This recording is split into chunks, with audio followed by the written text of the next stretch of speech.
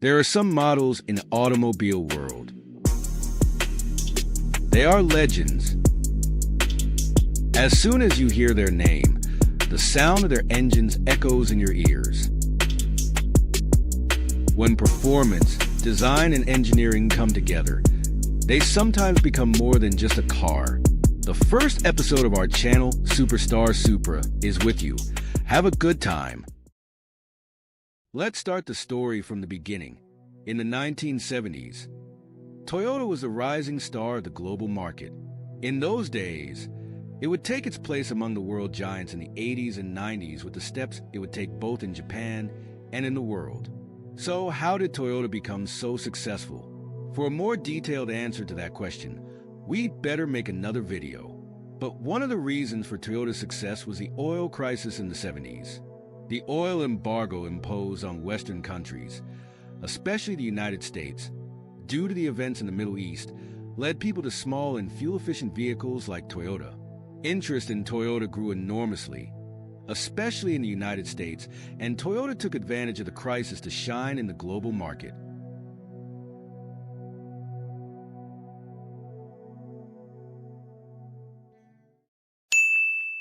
Toyota, which gained popularity in America with the oil crisis, began to lay the groundwork for the legend it would create in the future. Toyota launched a model called the Celica Supra in 1978. This model was built on the Toyota Celica. Thus, the first generation of Supras was born. Toyota entered the sports car segment with the first generation Supra, the Celica Supra. Tired of big and bulky American cars, Americans showed great interest in this little performance monster with a 2.6-liter, 12-valve, 6-cylinder engine and 110 horsepower. It showed that Toyota was not only building economical and practical cars, but also had the potential to build sports cars. The car had a longer wheelbase than the Celica and an independent suspension system. These features made for a sporty driving experience. With 110 horsepower, it accelerated to 60 miles per hour in 10 seconds. Yes, 10 seconds might sound a bit slow, but this is 1979. This was a very fast car for the time.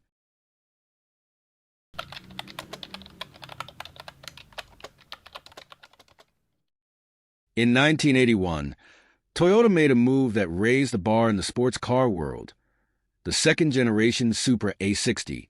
This was the turning point when the Supra broke away from the Celica, found its own identity, and laid the foundation for a legendary series. The Toyota Supra A60 is not just a sports car. It's a masterpiece. A GT that combines speed, luxury, and engineering. Under the bonnet was a 2.8-liter 5MG inline 6-cylinder engine producing 160 horsepower.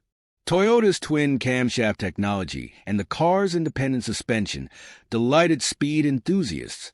People raced these cars on the streets and won. The Supra's success in motorsports gave it a huge advantage over its rivals at the time. This generation of the Supra gained popularity not only in Japan, but all over the world.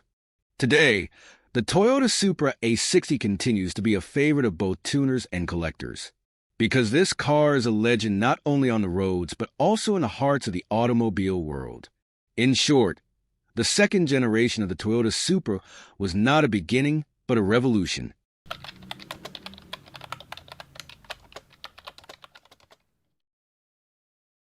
When the Toyota Supra third generation A70 was introduced in 1986, it was a major revolution for both Toyota and the sports car world. This was a generation where the Supra really established itself as a sports car and became a global icon. Compared to previous generations, the A70 offered much more powerful engine options. The most notable feature was the turbocharged engine option. The 7MG engine had 3.0L 6-cylinders and produced 200 horsepower. The 7M GTE turbo engine produced around 250 horsepower. These engines maximized the Supra's performance and made a name for itself in the super sports car category. It also provided excellent stability and handling not only on straight roads, but also on twisty roads and tracks. With its sharper lines and wider structure, it was a design that marked the late 80s. It was especially memorable for its iconic folding headlights. There was more interest in the Supra than any other super sports car because it was not just a racing car, it was a GT, so it was very comfortable for everyday use. So people could not only watch the races on TV, they could buy it and drive it. An affordable brand like Toyota made that possible for people.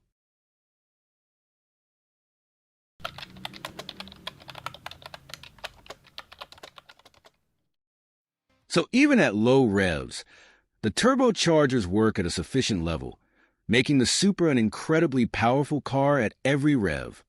Of course, it wasn't just its incredible performance that made it so famous.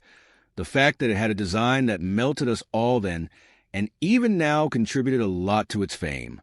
It became a very valuable and beautiful piece for tuning lovers and speed enthusiasts. In fact, it became so famous that it was added to games such as Forza, Need for Speed, comic books, and even took the lead role in the Fast and Furious series that we all know and love to watch. Even the movie became so popular that one can't help but think, was it the movie that made the Supra famous, or was it the Supra that contributed to the movie's fame? Now, let's get back to our topic. Now you will say that such a fast car cannot have races? Of course it can. It has achieved high success in FIA GT championships, drag racing, Le Mans 24 hours competition. In addition, many famous drift kings have modified the Supra and won the drift championship. However, the Supra's biggest success was winning the JGTC championship in 2002. After all this fame and success, unfortunately, like all good things, the Supra came to an end. In the late 1990s, both rising Supra prices due to the appreciation of the Japanese yen and the declining interest in coupe super sports cars in North America brought the inevitable end of the Supra. Due to falling sales, the Supra was forced to withdraw from the Canadian market in '96 and the American market in '98. The Supra's turbo model was even banned in the state of California because it did not meet emission values. Supra production stopped completely in August 2002, the year the Supra won the Japanese GT Racing Championship. Its greatest achievement was also the year it was erased from history.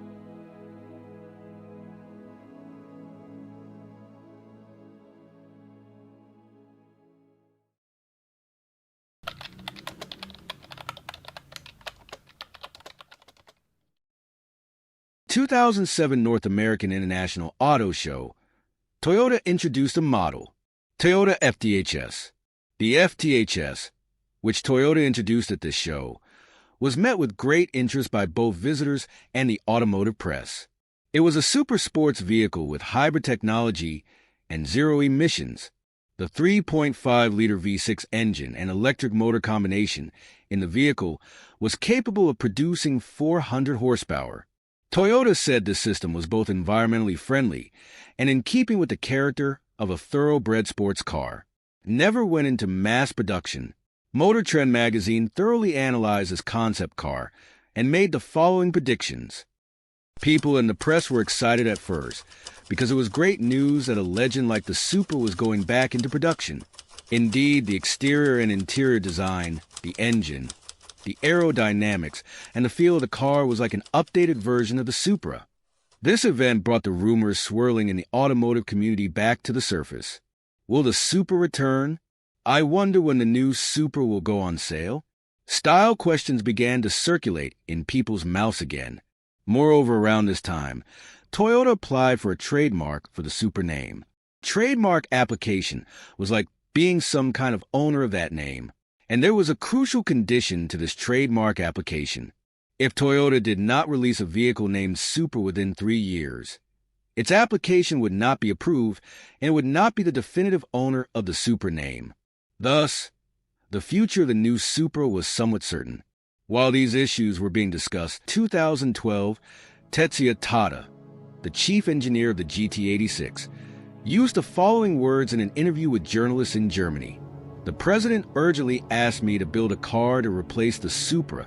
In late 2013, a year after Tetsuya Tada's interview, the website Autoblog finally broke the news.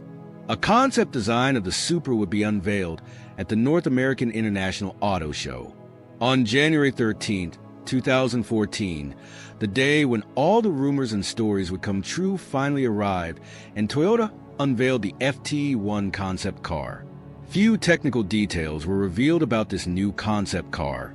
It will have a front engine and rear-wheel drive layout, inspired by past sports cars, such as the 2000 GT, Supra MR2, and the 2007 FTHS concept car.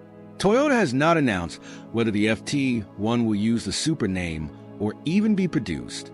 Toyota, which does not officially use the Supra name, applied for another trademark on February 10, 2014. The Kleinzeitung, Austria's largest news site, reported that the new jointly developed Supra will be built alongside the BMW Z4 at a Magna Steyr plant near Graz, Austria. And so it was.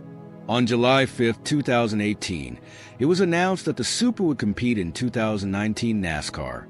The new Supra made its camouflage debut at the Godwood Festival of Speed on July 12, 2018. It made its NASCAR debut in February 2019, and the really expected Supra was really accelerating on the asphalt and passing its rivals one by one. In 2019, it achieved a very good success by winning 6 of the 11 races organized by NASCAR. In the same year, the vehicle went into production and sales started without waiting, offered for sale at $50,000.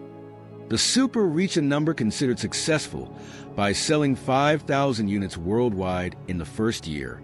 Since 2019, it has sold more than 30,000 all over the world, generating a turnover of approximately $1.50 billion. The reason for this is that this is no longer a legendary Japanese marvel, but an ordinary sports car produced by BMW for commercial purposes. Of course, this is not official, but both the comments written on this subject, the conversations in the media, and my personal thoughts show that this is the reason. Maybe that's why, when we think of Supras, the model that comes to mind is not the latest ones, but the legendary Generation 4 Supras of the 2000 model, because they are true Japanese wonders. A legend created in times when the effort to be the best was put forward, not commercial ambitions. This car, where pure power and beauty come to life together, may not be talked about much these days, but everyone will always know the name of the Supra. A story that spans more than 40 years, from the 70s to the present day. A hero that has captured the imagination of thousands of car enthusiasts. A legendary Japanese gift to the world. It's a Supra.